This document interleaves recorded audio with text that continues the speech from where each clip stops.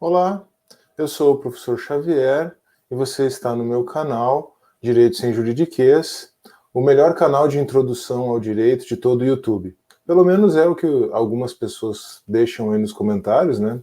As pessoas falam que é o melhor canal de introdução ao direito, alguns até que é o melhor canal do direito. Tem gente que diz até que é um dos melhores canais do YouTube. De tanto o pessoal falar isso, eu acabei acreditando. Brincadeiras à parte, muito bem-vindo. Muito obrigado por estar me acompanhando. Se você é recorrente aqui no canal, se você é um dos inscritos e acompanha os vídeos, você vai notar algumas diferenças aqui, especialmente esse patinho aqui em cima. Eu recentemente tenho sido convidado para algumas lives, né? E comecei a frequentar o StreamYard e estou usando ele só para realmente ter a opção de gravar a tela.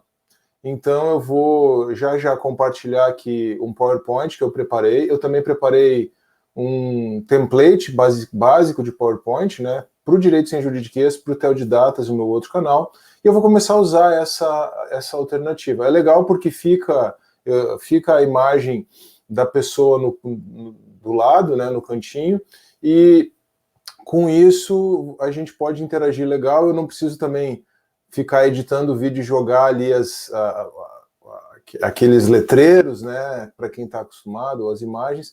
Pode ser uma forma interessante. Eu também estou testando aqui uma iluminação nova no meu escritório para eu conseguir gravar os vídeos até mais cedo, durante o dia ou à noite. Então, por favor, já deixe seu comentário se você gostou desse formato novo, especialmente do compartilhamento da tela do PowerPoint, né? Se a iluminação tá legal, porque eu estou gravando ainda não amanheceu. E também deixe seu comentário sobre o conteúdo, é claro. O tema desse nosso vídeo eu vou compartilhar a tela aqui para a gente começar, então. Vamos lá. Compartilhar. Opa. Assim, compartilhar. Eu estou aprendendo. Tá bom, deixa eu ir direto para cá agora. Pronto. O nosso tema, então, o tema desse vídeo é Direito Natural e Educação Domiciliar. Vou começar com uma citação da Larry Bluedorn, um grande nome da educação domiciliar americana recentemente falecida. A educação domiciliar começou quando Eva deu filhos a Adão. Já vou falar um pouquinho mais sobre isso, tá? Não se assuste.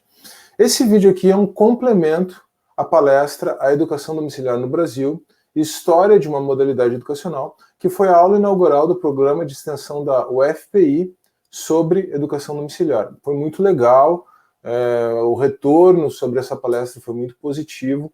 Se você ainda não assistiu, eu vou deixar o link na descrição, ele vai aparecer também aqui em cima, né? E eu vou disponibilizar o PDF dos slides também aqui na descrição. Vai ter, inclusive, o hiperlink desse vídeo e vai ter outros hiperlinks nesse PowerPoint também, tá? Nos slides também que eu vou disponibilizar para você, tá? Então, acompanhe. Na quinta-feira, quer dizer, eu estou postando esse vídeo na terça-feira, dia 4 de agosto. Na quinta-feira, eu vou também publicar a minha palestra recortada. O evento, claro, teve mesa de abertura, teve um encerramento, mas eu recortei a minha palestra, deu mais ou menos 1h15, com a palestra e as respostas às perguntas. Quinta-feira vai estar aqui no canal, tá bom?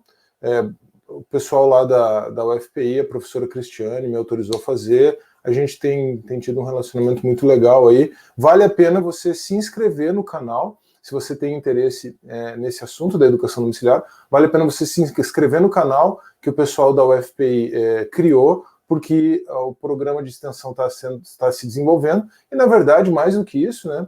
Se você tem interesse no assunto e quer obter o certificado, até às vezes precisa para comprovar aí horas de capacitação, né, às vezes até para faculdade, se você for estudante de graduação, vale a pena você se inscrever nas palestras, especificamente cada atividade de extensão, não são só palestras, enfim, já fazendo uma propaganda aqui do pessoal lá da Universidade Federal do Piauí, que gentilmente me fez esse convite. Fiquei muito satisfeito de fazer essa palestra. Mas um assunto que eu deixei em aberto na palestra, eu até mencionei isso, era realmente tratar sobre a educação domiciliar, ou foi tratar sobre a educação domiciliar na perspectiva do direito natural. Aliás, eu até coloquei, o mais correto seria chamar esse vídeo de A Educação Domiciliar à Luz do Direito Natural, ou talvez até o Direito Natural à Educação Domiciliar. Mas, por sugestão da minha esposa Janaína, quando ela perguntou, onde é que você vai postar esse vídeo? No Direito Sem Juridiquês. Ela disse, então chame o Direito Natural e a Educação Domiciliar, que ela achou que o impacto aí poderia ser mais, poderia alcançar mais pessoas com esse título. Então, estou aceitando a sugestão da minha esposa. Mas o que eu percebi é que o movimento da educação domiciliar no Brasil, em geral, né, os pais, até nos artigos que têm sido publicados, até em jornais mesmo, ou na internet, o movimento da educação domiciliar no Brasil tem falado muito sobre esse direito natural à educação domiciliar, tem afirmado a educação domiciliar como um direito, mas o que parece estar faltando é uma maior explicitação teórica desse direito. Desculpa, eu só estava vendo se o meu microfone estava ligado no lugar certo. O que está faltando é uma maior explicitação teórica. O que parece estar faltando, pelo menos nas buscas que eu fiz recentemente, é uma maior explicitação teórica desse direito natural, da educação domiciliar como um direito natural. E esse é o objetivo deste vídeo aqui. E, inspirado nisso, eu estou, inclusive, pretendendo converter esse conteúdo aqui num artigo, tá? Para um futuro próximo. Mas vamos estabelecer primeiras premissas aqui. A primeira premissa é que o direito natural tem a ver com o que é justo, e mais do que isso, com o que é justo no caso concreto, tá? Você viu que, citando a Larry Bluedorn, eu fiz uma referência ao Éden. A ideia aqui é buscar o princípio, os princípios, tá bom? Por favor, não se assuste se você não for cristão, como eu mencionei lá no começo, não se assuste. Você pode compreender essa figura, né, do Éden, essa linguagem bíblica a respeito do Éden, como uma alusão metafórica aos inícios da humanidade. Você pode compreender assim e você pode não compreender assim. Se você for cristão, você pode ter uma compreensão conservadora, literal, a respeito da criação, ou você pode, partindo dessa metáfora, né, ou dessa compreensão metafórica, isso tem a ver, inclusive, com os estilos literários do Gênesis, compreender que esse recurso ao princípio tem, claro, uma lição teológica. Essa lição teológica diz respeito a Deus como o Criador, acima de qualquer coisa, né? Diz respeito a Deus como Criador, Deus como a primeira causa encausada. Isso é bastante trabalhado, tenho trabalhado bastante no Theodidatas, especialmente essa questão que envolve o argumento cosmológico, né? Deus como a primeira causa encausada, a causa primeira. O webinário sobre apologética lá do Theodidatas vai tratar sobre isso. Vou deixar ele também aqui na descrição, ele vai aparecer aqui em cima, vai aparecer na tela final, tá? Mas, além do valor teológico criacionista para os cristãos, existe o valor teológico da doutrina do pecado original. Você não precisa de Adão e Eva para reconhecer isso, basta você olhar para o seu próprio umbigo, e a necessidade de redenção proporcionada por Deus em Cristo. Mas isso não é assunto para cá. Isso é assunto para o Theodidatas. Se você for cristão, ou se você tiver mais interesse nisso, eu convido você a me acompanhar lá no Theodidatas. Inclusive, eu lancei recentemente um curso de introdução à teologia por lá, tá? Mas se você não for cristão, se você for ateu, agnóstico, ou tiver alguma outra religião, veja que aqui é apenas uma alusão metafórica aos princípios. Estamos buscando resgatar o princípio das coisas, resgatar as origens das coisas. E aí agora, então, eu vou lançar mão de um autor secular. Aristóteles e a Política explica bem como se dá a constituição da sociedade. E aqui, então, nós temos uma história imemorial, podemos dizer assim. Tudo começa com uma família, a união entre homem e mulher, gerando filhos. Não vou entrar aqui na polêmica do Boticário, né? Você pode... Não é do Boticário, desculpa. Não vou entrar na polêmica recente da propaganda da Natura, confundir a loja de perfume. Mas se você quiser revisitar o conceito de família numa perspectiva contemporânea e pluralista, não vai, a questão não vai ser diferente, tá? A questão biológica em si, ela tem uma série de outras implicações.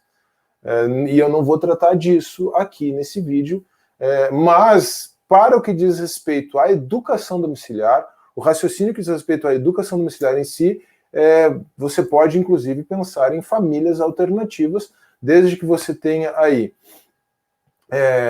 um núcleo familiar composto da forma como ele é composto, dessas formas variadas como ele tem sido composto hoje em dia, e uma prole. Filhos normalmente serão adotivos, né, no caso de uma família homoafetiva, mas o raciocínio se aplica, tá? E eu não vou entrar nessa polêmica aqui.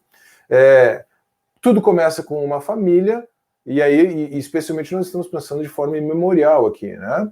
As famílias, então, se unem, formam uma vila, na perspectiva da cooperação mútua, e várias vilas, né? A união de vilas forma uma cidade. É isso que o Aristóteles trabalha no seu livro A Política, considerando o homem como um animal político, essa formação, essa constituição da sociedade. O interessante aqui é que você encontra eco disso na própria Constituição. Eu estou fazendo uma abordagem de direito natural. Essas primeiras premissas, elas são premissas de direito natural. Mas você encontra eco disso na nossa Constituição tão positivista, tão prolixa, né? A nossa Constituição, ela dá vazão a isso. Veja que isso aqui é algo tão intuitivo que, por mais que você queira lançar a mão de uma ordem jurídica positivista, você não consegue escapar dessas noções básicas e fundamentais. Então, no artigo 226 da Constituição, nós temos a afirmação da família como base da sociedade, na perspectiva de que ela deve receber a proteção especial do Estado. Mas isso aqui, essa ideia de que a família é a base da sociedade, é uma ideia conservadora, é uma ideia justnaturalista, acima de tudo. Tá bem? Ainda que você possa revisitar essa ideia à luz de conceitos novos de família na modernidade líquida, né? Duas abordagens para esse vídeo aqui, então, já que eu já estabeleci as premissas. Eu vou começar com a nova teoria de direito natural, também conhecida pelo sua terminologia em inglês, New Natural Law, ou Novo Direito Natural, de John Finnis. Tá? Tem outros autores, iniciou antes, o resgate da filosofia tomista, do justnaturalismo tomista, pela filosofia analítica, começou antes de Finnis, temos outros representantes também desse pensamento hoje, mas eu vou me concentrar no pensamento de Finnis, tá? E também vou fazer uma abordagem aqui para complementar, acho que dá para fazer um complemento muito legal e dá para fazer um diálogo muito legal entre essas duas coisas. Veja que a nova teoria de direito natural segue uma linha tomista, portanto católica, mas eu vou complementar com o neocalvinismo holandês, que segue uma linha, como o próprio nome já indica, protestante reformada, tá? Vou complementar especialmente com a ideia de soberania das esferas do Abraham Kuyper e depois, que foi assim mais desenvolvida pelo Herman Dooyeweerd, nomezinho complicado de pronunciar, mas a pronúncia é essa, eu já me certifiquei disso, tá? Herman Dooyeweerd. Qual é o valor disso aqui? Por que é importante fazer essa abordagem? Porque essas são teorias justnaturalistas que dialogam com o justpositivismo. Inclusive, esse é um dos objetivos expressos do John Finnis, demonstrar que o preconceito justpositivista contra o direito natural é infundado. E o neocalvinismo holandês, ele é mais propriamente uma teoria política, uma filosofia política, do que propriamente uma teoria jurídica, mas nós vamos perceber que existem implicações jurídicas para do neocalvinismo holandês, e como o neocalvinismo holandês pensa as funções do Estado, nós podemos compreender essas funções do Estado à luz da preservação de uma ordem natural, e como nós falamos de ordem natural, nós vamos ser remetidos necessariamente à ideia de um direito natural, do justnaturalismo, tá? Então essas são teorias justnaturalistas que dialogam com o justpositivismo. Nós poderíamos fazer uma abordagem da educação domiciliar na perspectiva libertária, que é uma abordagem justnaturalista, alguns preferem falar em justracionalismo, uma abordagem justnaturalista mais radical no que diz respeito à consideração do Estado. Não vou fazer isso nesse vídeo, existem outros vídeos aqui no canal que tocam nesse ponto. Existe um vídeo sobre a perspectiva libertária acerca da educação, existe um vídeo sobre o homeschooling libertário, então eu não vou fazer isso aqui, tá bom? Mas fica a indicação, vou deixar esses vídeos também na descrição aqui deste vídeo, tá bom? Vamos começar com a New Natural Law, a nova teoria de direito natural do John Finnis. O que o Finnis faz, isso começou antes dele, mas o que o Finnis faz é uma síntese do pensamento tomista, uma síntese do direito natural tomista e a filosofia analítica. Ele faz isso especialmente à luz da lógica proposicional, a lógica que se coloca na análise de proposições, e com isso o Finnis consegue resgatar a teoria de direito natural do Tomás de Aquino. É importante a gente entender que com o renascentismo, o iluminismo e com o advento da Idade Moderna, o pensamento tomista foi rejeitado pela academia que estava se formando, né? As universidades começam no século XI e XII, ali com a consolidação das primeiras universidades, inclusive da primeira faculdade de Direito em Bolonha. Tem um vídeo sobre isso aqui no canal, mas o Finnis consegue resgatar a estrutura de pensamento tomista sem lançar mão da metafísica aristotélica, e ele usa da filosofia analítica para isso. Eu vou gravar um vídeo na sequência aqui. Uma coisa importante aqui, ó, ainda do slide anterior. Eu vou gravar um vídeo na sequência, aprofundando mais o exame da nova teoria de direito natural. Por tudo isso, né, por causa desse diálogo entre justnaturalismo e justpositivismo, esse vídeo aqui vai, inclusive, para a playlist Justnaturalismo versus Justpositivismo, uma playlist nova que eu criei. Eu vou focar sobre isso, o meu foco vai ser sobre isso nesse semestre, tá? Esse segundo semestre de 2020 eu vou focar nessa playlist, vou falar um pouquinho mais sobre isso na live que eu vou fazer no Instagram.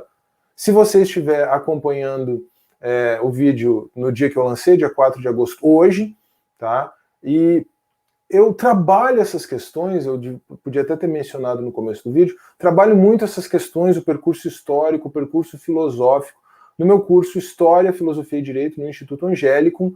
Se você está assistindo esse vídeo no dia 4 de agosto, acompanhe a live, eu vou ter uma novidade muito boa na live, muito legal a respeito do curso, vem promoção por aí, né?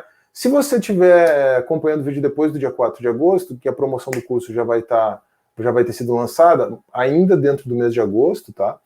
Eu vou deixar o link para o cupom de desconto já na descrição do vídeo, depois da live, tá bom? Me siga no Instagram também, eu tô fazendo lives lá, estou sendo convidado para lives por lá, algumas delas vêm para o YouTube, aqui no Direito Sem Juridiquês, lá no Teodidatas, mas algumas lives vão ficar só lá no IGTV, tá bom? Mas voltando aqui, como eu mencionei, o Finnis faz uma síntese entre o direito natural tomista e a filosofia analítica, e aí então ele estrutura o seu pensamento, a sua teoria de direito natural, a partir de bens humanos básicos. Esses bens humanos básicos, eles funcionam, eles operam no campo pré-ontológico. Quer dizer, antes de entender a própria realidade do ser humano, né, a ontologia, o estudo do ser, eu preciso fazer um discurso ético. Então, é uma ideia de ética como algo pré-ontológico, bens humanos básicos como algo pré-moral, um exame da moralidade antes da própria construção de juízos morais propriamente ditos, tá? É muito interessante essa forma como o Finnis constrói a sua teoria, e isso aqui, inclusive, dentro da teoria do Finnis, vai permitir um contorno, né, uma evitação da famosa guilhotina de Hume ou da lei de Hume. Também já tenho vídeos aqui no canal sobre a lei de Hume, mas em breve, como eu aprofundei o estudo, especialmente à luz da nova teoria de direito natural, em breve eu vou postar um vídeo sobre a New Natural Law e a Guilhotina de Hume. Mas desde já fica aí a indicação no final do vídeo, aqui no final do PowerPoint vão ter as referências bibliográficas para a formação desse conteúdo. Fica a indicação da dissertação de mestrado do Bruno Zampier, que trata exatamente sobre isso, sobre o John Finnis e as objeções céticas à lei natural. Tá?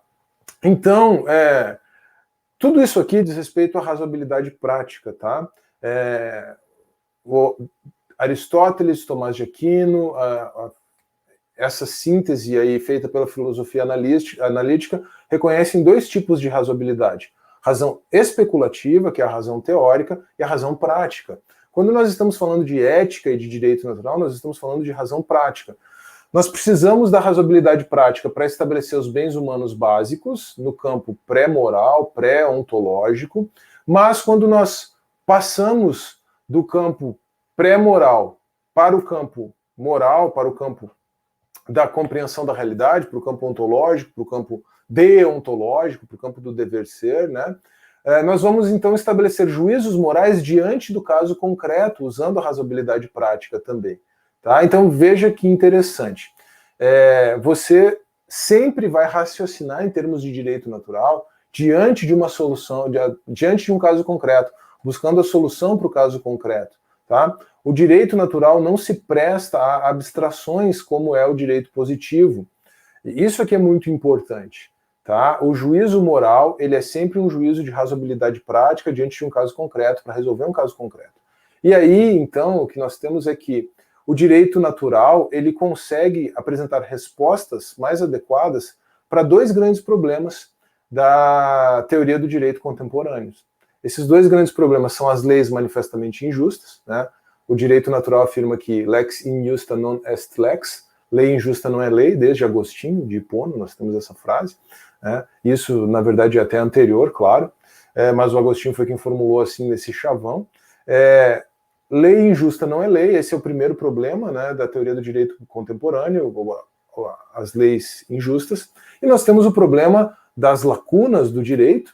Eu trato um pouquinho disso no vídeo sobre a completude da ordem jurídica aqui do canal, e especificamente o problema dos casos difíceis ou dos hard cases, que é o que está por trás da famosa controvérsia Hart-Dworkin. E em breve eu pretendo lançar um vídeo sobre a controvérsia Hart-Dworkin aqui no canal também. Tá? Mas esses dois problemas não são exatamente problemas para o direito natural, para a nova teoria de direito natural. Por quê? Porque se resolve a questão à luz do caso concreto. E aí aqui já antecipo o caminho para contornarmos a lei de Hume ou a guilhotina de Hume, né? Os bens humanos básicos estabelecem os fins, eles estabelecem os fins nesse raciocínio, nesse discurso, que é, embora seja um discurso ético de razoabilidade prática, que é pré-moral, pré-ontológico. Tá? Agora, isso é diferente, o estabelecimento de fins é diferente da conclusão acerca de meios.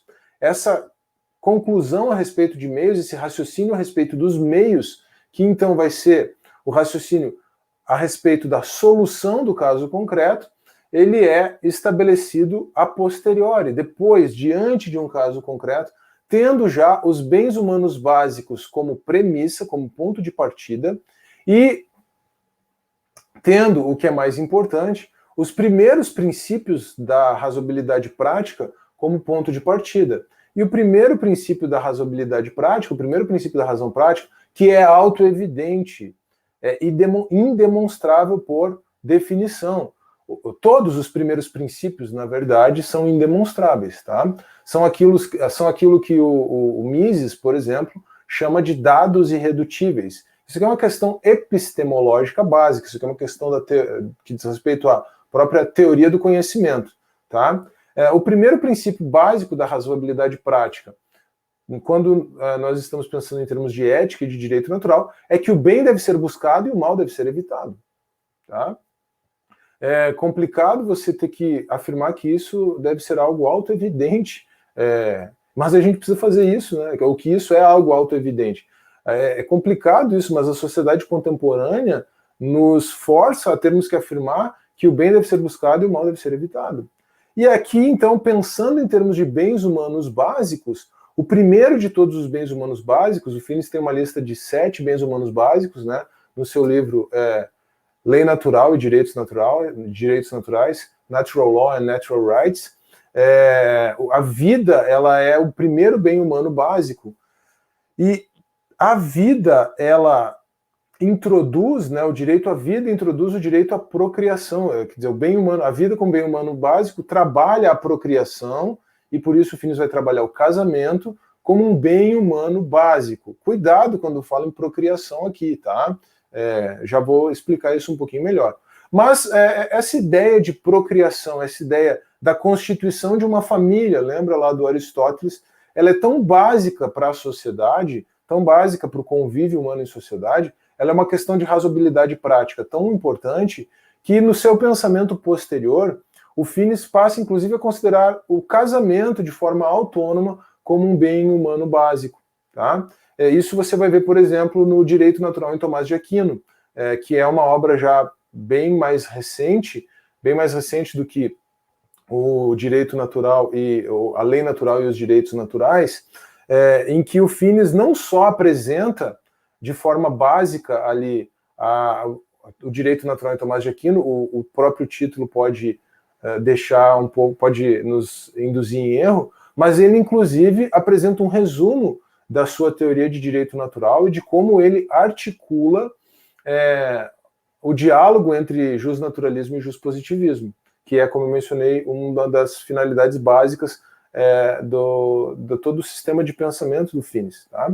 Agora, que quando a gente fala em procriação, né, em procriação, no primeiro momento, né, a gente precisa entender que se trata, a gente precisa compreender isso aqui numa perspectiva finalística, numa perspectiva teleológica. A procriação não é meramente aqui uma ideia biológica, como se o ser humano fosse apenas um animal, especialmente esses animais que geram filhos e deixam os filhos soltos, né, porque se criam sozinhos. Não, pela estrutura do ser humano, nenhum ser humano é capaz de se desenvolver sozinho uma vez gerado. Né? Então, quando nós pensamos em procriação, nós pensamos necessariamente na família como um meio de promoção da vida, como um meio de manutenção da vida. E aí, quando a gente pensa em vida, também não é apenas a vida no seu sentido biológico, é a vida no sentido pleno do ser humano. Então, o casamento, a família, tem esse primeiro sentido básico e fundamental numa perspectiva teleológica.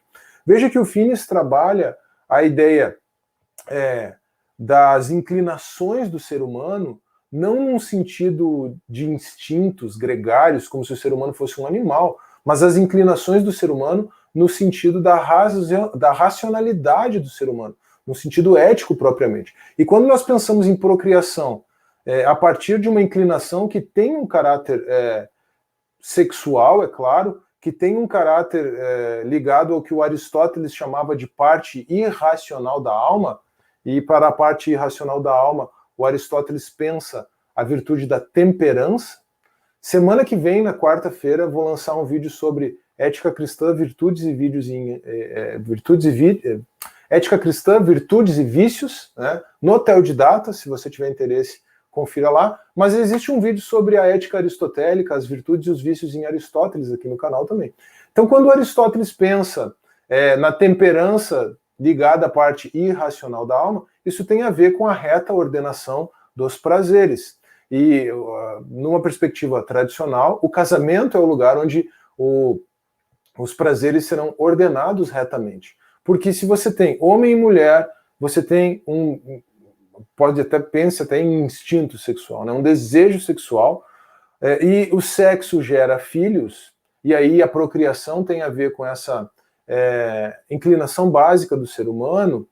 O melhor lugar para que você tenha o exercício dessa inclinação básica do ser humano, com tudo aquilo que vem, inclusive a preservação da prole e a família, o melhor lugar, quer do ponto de vista emocional, quer do ponto de vista venéreo, inclusive, né? E a gente poderia agregar um raciocínio espiritual aqui, mas eu não estou fazendo isso, eu estou argumentando como o Finis faz, é o casamento, certo?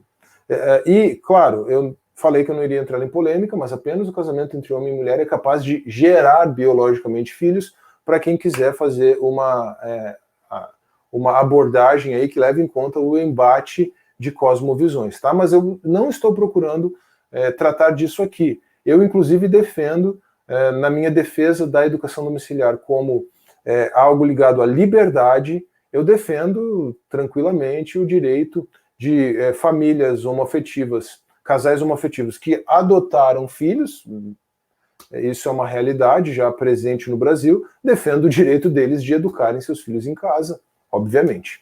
Tá bem? Então, não vamos misturar as coisas aqui, até porque essa estrutura da filosofia analítica na nova teoria de direito natural nos permite ter um arcabouço para fazer isso. A gente pode entrar a gente pode abrir outras discussões, mas eu não tenho o objetivo de fazer isso aqui neste vídeo, tá bom? A partir de todo esse raciocínio que nós já estabelecemos, nós concluímos pelo poder-dever de cuidado dos pais para com os filhos. Não é apenas que os pais têm um poder, um direito de praticar a educação domiciliar, já antecipando a conclusão do raciocínio, mas eles têm esse poder que é exercido em função de um dever estabelecido pela inclinação básica, pelo bem humano básico da vida, pelo bem humano básico do casamento e na perspectiva da procriação, não meramente biológica, né? Numa perspectiva de direito positivo até, esse poder-dever se expressa no princípio da proteção integral, no princípio jurídico que diz que nós devemos buscar, os pais devem buscar o melhor interesse dos seus filhos, crianças e adolescentes. Isso está numa norma constitucional, isso é o princípio por trás do Estatuto da Criança e do Adolescente. Então, claro que numa perspectiva positivista também isso pode levar a absurdos, dependendo da forma como esse princípio é interpretado, mas essa é a ideia básica, tá? E aí, então, estabelecidas essas premissas no campo pré-moral, no campo pré-ontológico, a gente pode passar para a realidade, a vida real, né? O dia a dia, a vida concreta, melhor dizendo, porque tudo isso aqui é realidade também. Afinal de contas, Aristóteles era um realista, né? E a nova teoria de direito natural, a filosofia analítica, admite um realismo crítico moderado, né?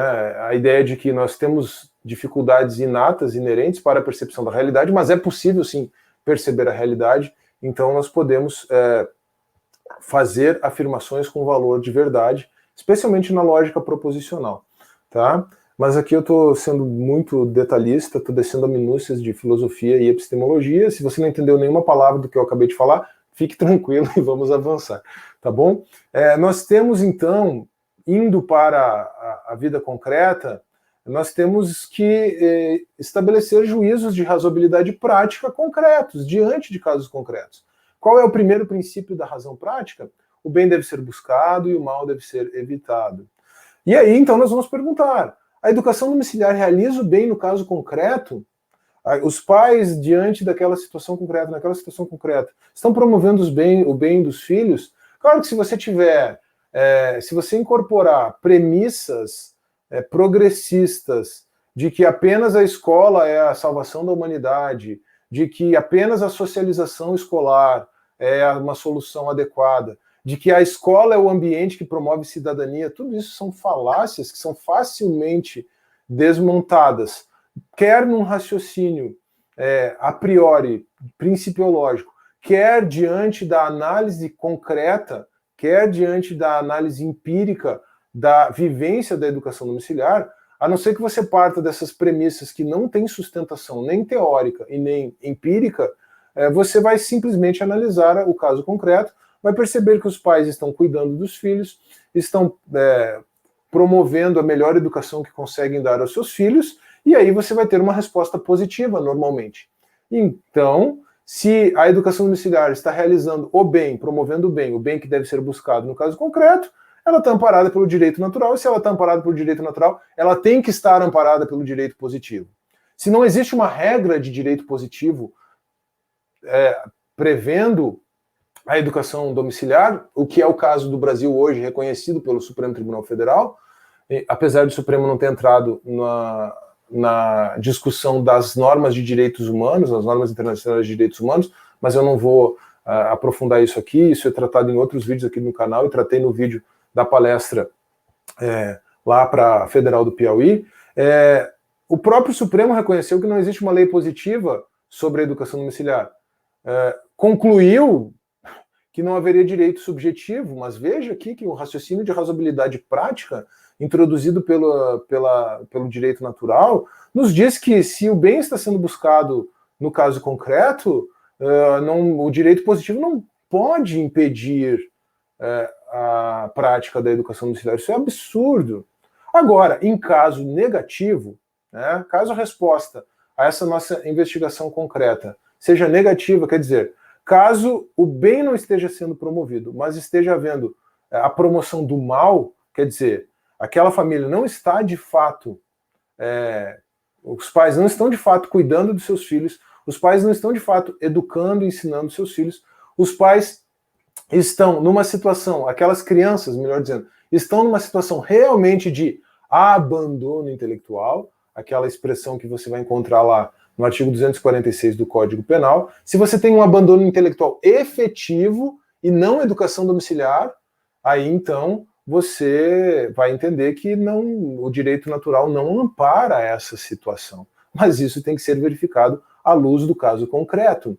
Tá? O nosso problema no Brasil, eu tenho também trabalhado isso em diversas palestras, em diversos escritos, o nosso problema no Brasil é que a educação domiciliar pura e simples tem sido pensada por muitos, de maneira a priori, em tese, como abandono intelectual, sem um exame do caso concreto. Isso é algo simplesmente absurdo também.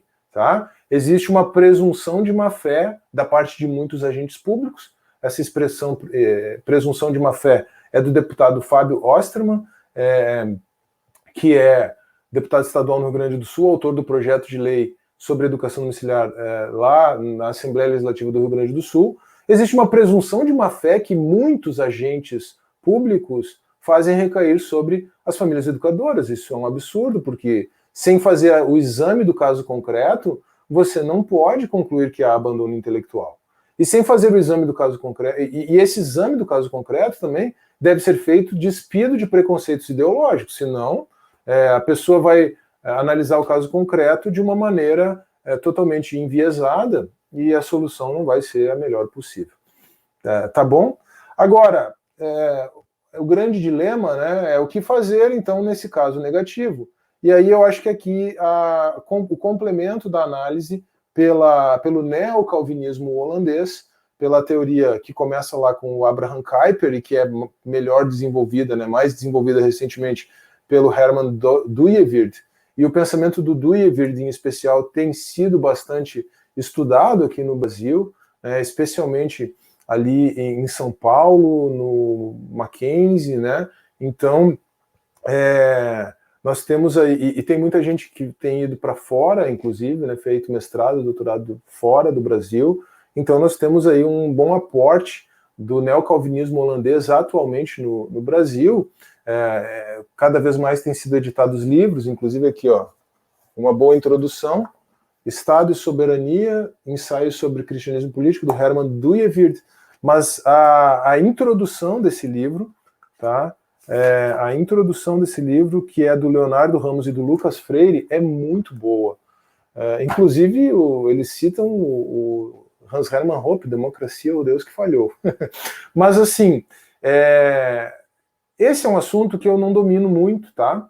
Eu estou começando a estudar agora, comecei com artigos, agora estou indo para o pensamento do Dooyeweerd e do Kuyper propriamente, mas é claro que tem muita síntese já, tem muita coisa disponível na própria internet. E aí, como eu falei, eu acho que nós temos um bom complemento aqui. Dá para articular a nova teoria de direito natural e o neocalvinismo, eu acho que dá para articular a ideia de que não existe pensamento despido de influência religiosa, que é uma ideia do Kuyper e do Dooyeweerd, né? Ela acaba se refletindo, por exemplo, na compreensão da religião como um bem humano básico, pelo Finis. Então existem pontos de diálogo muito interessantes. eu acho que dá para fazer essa síntese. Se não houver um preconceito denominacional, né, se um católico romano não disser assim, não, isso aqui é coisa de protestante, eu não vou nem chegar perto, e se, pensando no neocalvinismo holandês, né? E se um protestante não disser, isso, tomismo é coisa de católico, não vou nem chegar perto, se houver se as pessoas se despirem desse preconceito denominacional, eu acho que dá para chegar a um bom denominador comum entre essas duas teorias. Lembrando que neocalvinismo holandês, apesar da expressão, isso aqui não é soteriologia, tá? O calvinismo em si é uma doutrina a respeito da salvação do homem. Neocalvinismo holandês é teoria política, filosofia política, tá? Eu estou aprofundando o exame desse assunto, o resultado desse meu aprofundamento vai aparecer no Teodidatas, na playlist Cristianismo e Filosofia, tá bom? Aqui no Direito Sem Juridiquês não vai aparecer muito, reconheço. Bom, então o que nós temos? Nós temos a ideia que inicia com o Kuyper e é desenvolvida pelo Dooyeweerd de soberania das esferas. Então são pensadas em esferas da vida humana a partir de uma ideia cosmonômica, né, de uma cosmovisão de mundo que parte da ideia de um Deus criador. Então essa filosofia, essa teoria política, ela é assumidamente pressuposicionalista, para quem conhece essa linguagem típica aí do meio cristão. Diferentemente da abordagem do Finis, que tem um cunho mais evidencialista, até pensando em termos de apologética pressuposicionalista, apologética evidencialista, e transpondo essa terminologia para cá, tá? Mas a ideia dessa soberania das esferas, então, reconhece que o Estado é uma esfera soberana na vida em sociedade, que tem a sua função, mas que existem outras esferas de soberania, e a família é uma dessas esferas de soberania. A família tem uma função, uma missão específica estabelecida a partir de uma compreensão cosmonômica da realidade. E existem outras sociedades, outras instituições intermediárias da sociedade civil, cada uma com a sua esfera de autonomia, tá? O Estado, ele tem a sua esfera de autonomia, e a principal função dessa esfera de autonomia do Estado, na perspectiva do neocalvinismo holandês, é a promoção da segurança, tá? E isso essa compreensão das esferas de soberania nos leva à conclusão de que uma esfera não pode ingerir indevidamente sobre a outra. Então o Estado não pode interferir diretamente no funcionamento das outras esferas, inclusive da família. O Estado não pode ingerir sobre as esferas de soberania da família. A esfera de soberania da família, assim como ele não pode ingerir sobre outras esferas de soberania. O Dr. Alexandre Magno, que é um dos pioneiros aí no exame até jurídico da educação domiciliar no Brasil, no seu livro, O Direito à Educação Domiciliar, ele inclusive menciona o neocalvinismo holandês, ele fala do Kuyper, ele fala das esferas de soberania, mas ele fala num contexto, na análise do pluralismo jurídico, como uma alternativa ao monismo jurídico. No livro do Dr. Alexandre Magno, que é uma das maiores referências em termos de análise jurídica da educação domiciliar no Brasil, não existe essa análise de direito natural que eu estou fazendo aqui. Mesmo no meu livro, eu não fiz essa análise de direito natural detalhada, eu fiz apenas a menção, por isso eu acho que é importante verticalizar, sim, essa abordagem, tá? O que acontece quando uma instituição interfere indevidamente sobre a outra? Aí sim é que o neocalvinismo pensa a função do Estado, primeiro, de restabelecer o equilíbrio entre as esferas de soberania, tá? Quando uma esfera de soberania interfere indevidamente sobre a outra, o Estado tem essa função.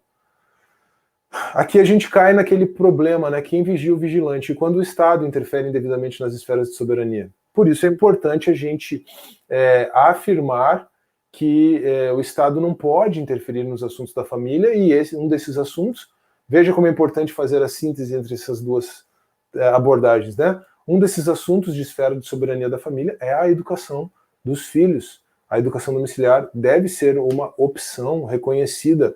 É uma grave, uma manifesta injustiça, à luz do direito natural, não reconhecer esse direito dos pais de educarem os seus filhos. Mas também a função do Estado é corrigir injustiças verificadas dentro de uma esfera de soberania, especialmente à luz da proteção dos mais vulneráveis, dos menos favorecidos, dos mais frágeis dentro daquela esfera de soberania. E aí você pode pensar validamente nessa perspectiva da própria função do Estado de corrigir problemas existentes dentro de uma esfera de soberania, e aí então a gente retoma aquela ideia do abandono intelectual efetivo. Se houver abandono intelectual efetivo, então aí se legitima a atuação do Estado nessa perspectiva, por exemplo, impondo, né, a matrícula numa escola. Aí sim a gente poderia pensar nisso, tá? Uma perspectiva libertária talvez rejeite essa conclusão, mas eu estou fazendo essa análise à luz de uma teoria do direito, de uma teoria política que entendem esse diálogo da ordem natural, do direito natural com o Estado e com as funções do Estado. Tá bom?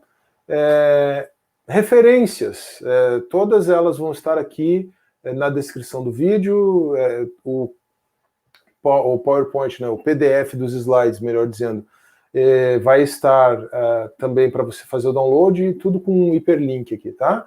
A Política de Aristóteles, Estado e Soberania do Duyverd, que eu mostrei aqui, alguns livros do Finis, Direito Natural em Tomás de Aquino, uma boa síntese do pensamento do Tomás de Aquino e do pensamento do Finis. Ele divide a análise, uma primeira análise é preponderantemente do Tomás de Aquino, com os aportes da teoria dele, e a segunda análise é exatamente essa abordagem do diálogo que o Finis promove entre o direito natural e o direito positivo. Aí nós temos o livro Lei Natural e Direitos Naturais.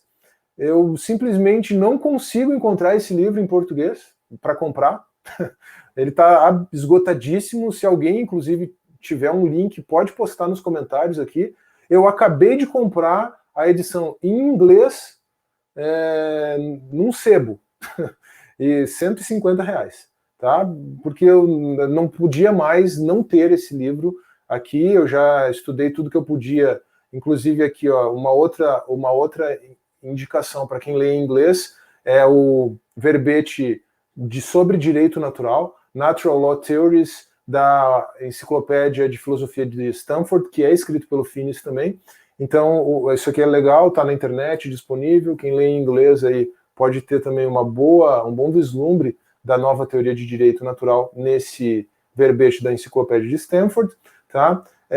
O Abraham Kuyper, Calvinismo, que estabelece as bases do pensamento do neocalvinismo holandês. Apesar do nome, não é sobre soteriologia esse livro, tá? O livro do Dr. Alexandre Magno, que eu já mencionei, que inclusive faz essa abordagem, só que à luz articula com o neocalvinismo holandês, mas dentro do contexto de pensar o pluralismo jurídico.